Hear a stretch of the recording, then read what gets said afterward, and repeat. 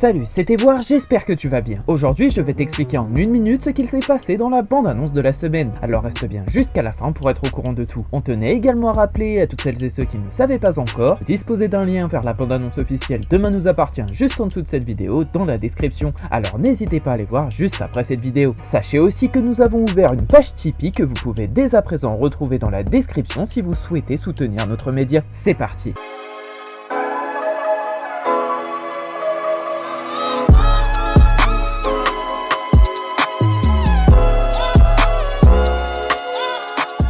La semaine dernière, Vaina s'est retrouvée au cœur de toutes les inquiétudes après avoir été recueillie par Sarah suite à une agression, mais très vite son comportement étrange a éveillé les soupçons de Roxane jusqu'à provoquer une véritable fracture au sein du couple. En parallèle, Aaron a sombré dans une spirale dangereuse en menant une double vie d'escorte, une dérive qui l'a conduit au bord de l'effondrement, tandis que d'autres secrets et tensions menacent encore l'équilibre fragile des habitants de Seth. Pour cette semaine dans Demain nous appartient, rien ne va plus entre Sarah et Roxane. L'arrivée de Vaina a semé la discorde dans leur couple. Roxane, qui se montrait méfiante, a vu ses soupçons confirmés. Vaina tentait de séduire Sarah tout en étant dans des affaires douteuses. Face à cette situation, Roxane a décidé de s'installer chez Bart avec sa fille Nora. Incapable de s'expliquer clairement, les deux amoureux s'éloignent. Parviendront-elles à surmonter cette épreuve et recoller les morceaux? De son côté, Alex Bertrand recrute au Massostréicole et pas n'importe qui. En effet, la nouvelle recrue du Massostréicole d'Alex Bertrand va vous être familière. Il s'agit de Georges Caron qui souhaite se lancer dans un autre métier. Ses mésaventures au commissariat lui ont donné envie d'explorer une voie plus physique que cérébrale.